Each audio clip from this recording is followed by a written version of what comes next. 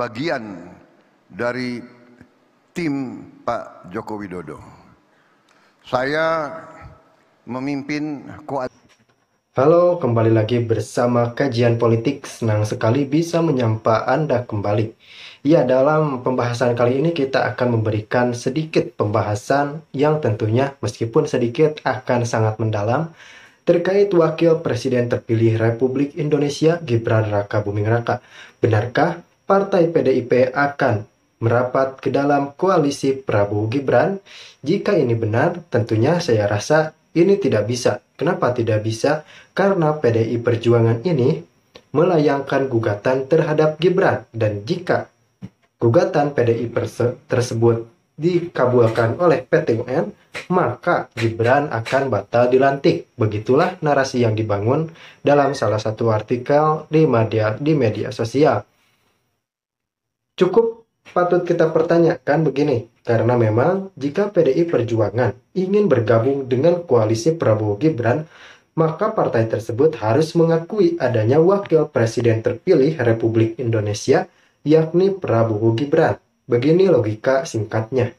Jika ingin masuk koalisi, lalu mengapa Anda menolak dengan terpilihnya wakil presiden terpilih Republik Indonesia Gibran Rakabuming Raka, yang juga putra Presiden Joko Widodo?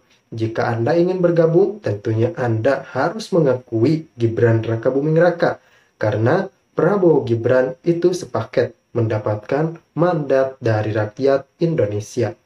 Namun, untuk memperjelas lagi informasi, tadi hanya sebuah statement pembuka, saya mengajak Anda semua untuk menyaksikan tayangan berikut ini. Dan mari kita budayakan simak sampai tuntas, karena ini memang salah satu informasi terpenting yang akan kami sampaikan. Saudara-saudara, saya kira apa yang terjadi sekarang ini saya rasakan, dan saya kira dirasakan oleh banyak pihak, adalah suatu transisi yang bisa dikatakan transisi sangat lancar, sangat mudah. Saya sebagai presiden terpilih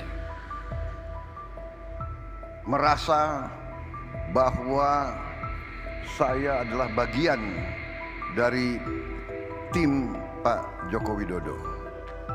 Saya memimpin koalisi. Koalisi itu kita bahkan menamakan koalisi itu Koalisi Indonesia Maju. Dan koalisi itu terdiri dari partai-partai yang memang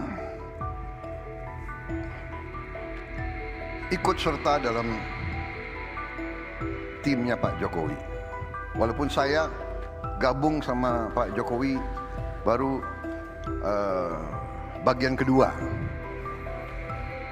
Jadi kalau dalam sepak bola saya masuk lapangan itu baru babak kedua, second half. Jadi biasanya second half masuk di saat-saat kritis begitu. Saudara-saudara, dengan demikian, ya kan, saya tidak akan banyak ulangi bahwa saya pernah rival, tapi saya bergabung. Ternyata nilai-nilai kita sama.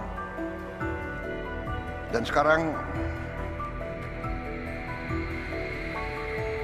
saya dalam transisi ini merasa sangat dibantu, sangat didukung oleh Pak Jokowi dan timnya. Bahkan dalam saya menyusun kabinet, kok saya melihat banyak juga ya menteri-menteri yang akan datang, ya banyak juga yang berada di kabinet yang sekarang begitu. Bukan apa-apa, tetapi saya lihat adalah begini. Pada ujungnya, setiap penerima mandat dari rakyat memikul tugas dan tanggung jawab yang tidak ringan. Dan karena itu, sama kalau kita mau menyusun dan memilih tim sepak bola, tim nasional sepak bola, yang dicari adalah pemain-pemain yang terbaik. Kita tidak memikirkan orang tuanya siapa, agamanya apa, sukunya apa, rasnya apa, dia mampu atau tidak, dia bisa atau tidak, dia berjuang atau tidak, mampu nggak dia deliver, mampu nggak dia berbuat yang terbaik untuk bangsa dan rakyat. Nah, itu yang kita cari. Dan Pak Jokowi demikian, mencari yang terbaik, saya pun demikian. Dan kalau kebetulan orangnya masih bagus, pasti kita akan minta untuk ikut lagi. Dan saudara-saudara, untuk masuk ke pemerintahan di Indonesia itu menuntut pengorbanan. Karena itu saya kira, satu, transisi baik. Kedua, kita dalam rangka pembangunan suatu bangsa, kita sadar bahwa pembangunan suatu bangsa, transformasi suatu bangsa dari bangsa